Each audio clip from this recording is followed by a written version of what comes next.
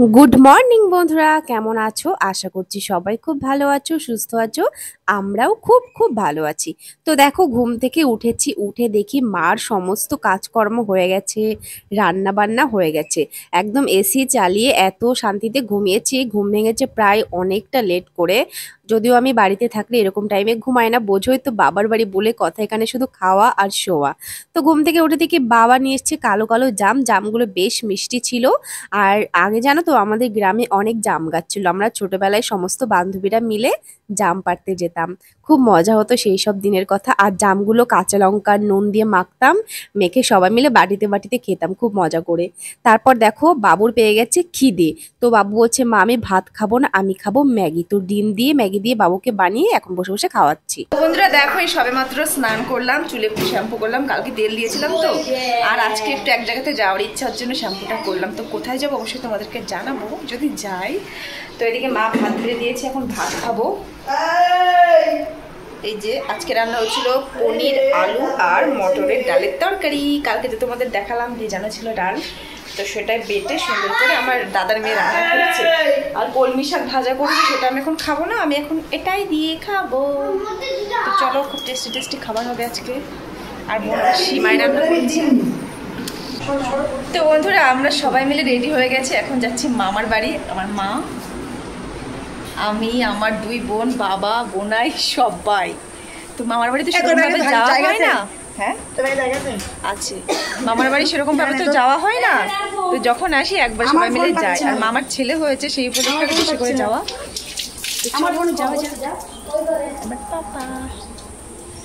তো চলো যাওয়া যাক। তো এই যে টোটো চলে এসছে আমাদের, আর সবাই উঠে পড়েছে। আমরা উঠবো এখন। আমরা এখন চলে এসেছি আশারু বাজারে। এখানে এসে দেখলাম একটা মিষ্টির দোকান আছে। বাবাকে বললাম, যাও কিছু মিষ্টি নিয়ে নাও, কারণ মামার বাড়িতে ছোট ছোট ভাই বোন আছে, তারপর দিদা আছে।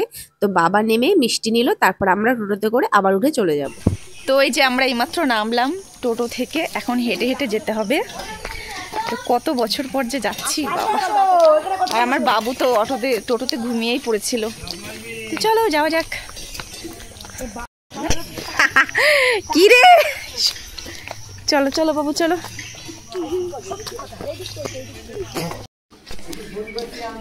তো এই যে আমরা মামার বাড়ি চলে এসেছি।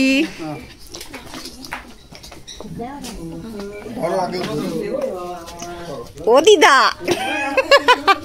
ভালো আছো? কাঁঠাল খাও? আমার দিদা দেখো কাঁঠাল খাচ্ছে। আর ঠাকুর, হ্যাঁ ভিডিও ভিডিও ভিডিও করছি, সবাই দেখবে।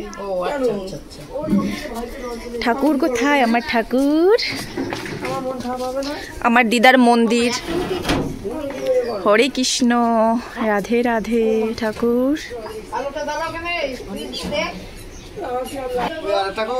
এই যে দেখো রাধা কৃষ্ণ, রাধা কৃষ্ণ, মা কালী, মনসা। হাত পা ধুয়ে চলে এসেছি ঘরে। এখন ভাইকে কোলে নিয়েছি। আর ভাইয়ের বয়স এখনো 10 দিনও হয়নি, খুব ছোট।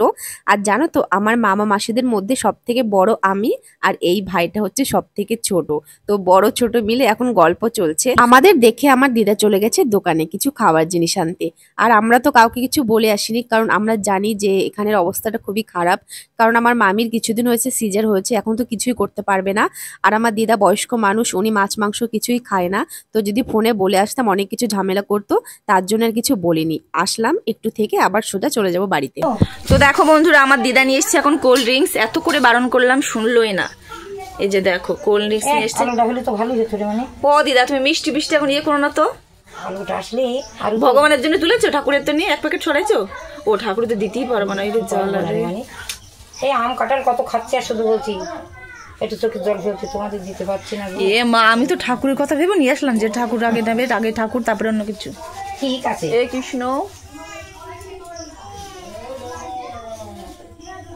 আমি তা আম কাঁঠাল খাচ্ছি আর বলছি, ও ভগবান অপরাধ ক্ষমা করবো। এই দেবল বুড়ি, কত বছর পর আসলাম মামার বাড়ি, এতটা ভালো লাগছে কি বলবো। সব পাল্টে গেছে পুরো, বাড়ি ঘর এরকম ছিল না, সব অন্যরকম ছিল। কত স্মৃতি জড়িয়ে আছে এই জায়গায়, জান তো। আগে প্রচুর আসতাম, অনেক থাকতাম, কিন্তু এখন আর হয় না। মামার বাড়ি ঘোরা শেষ, এখন বাড়িতে আসার পালা। তো সবাই মিলে টোটোতে উঠে পড়েছি। আর অনেকদিন পর বাবা মা বোনেরা সবাই মিলে একসাথে ঘুরে না খুব মজা হয়েছে। তো ওখানে গিয়ে না আমার দাদুকে খুব মিস করছিলাম। আমার দাদু আর বেঁচে নেই, কিন্তু আমার দাদু থাকলে না সবাইকে একসাথে দেখলে খুব খুশি হতো। আমার মনে পড়ে আমার দাদু যখন বেঁচে ছিল আর কি, তখন যখনই দাদুকে ফোনে বলতাম যে দাদু আমরা আসছি, তখন দাদুর সাথে সাথে বাজার থেকে পাউরুটি মিষ্টি সবকিছু এনে রাখতো, যে কখন আমার নাতনিরা আসবে এসে খাবে। মানে আমাদের কোনো রকম কষ্ট হতে দিত না বা দেখতে পারতো না। তারপর আমার ফোনে যখন ব্যালেন্স থাকতো না, তখন তো এত টাচ ফোন ছিল না, ছোট সাদা কালো সেট ছিল একটা আমার কাছে। তো যখনই পয়সা শেষ হয়ে যেত দাদুকে ফোনে বলতাম, দাদু সাথে সাথে বাজারে গিয়ে আমার ফোনে ব্যালেন্স মেরে দিত। আর দাদু আমাকে একটা কথা বলতো, যে যদি কাউকে ভালোবাসিস আমাকে এসে বলবি, তোর বাবা মা যদি না মানে আমি তোদের বিয়ে দিয়ে দেবো, এরকম বলতো। তো দাদুকে খুব মিস করছিলাম। তো যেখানেই থাক দাদু যেন ভালো থাকে। তো আমার দুঃখের কথা কি বলতো, আমার মামার বাড়ির দাদুও বেঁচে নেই, আবার আমার বাবার বাবাও বেঁচে নেই। তো সবাইকে খুব মিস করি। তো চলো বন্ধুরা, আজকের ভিডিওটা এই পর্যন্ত।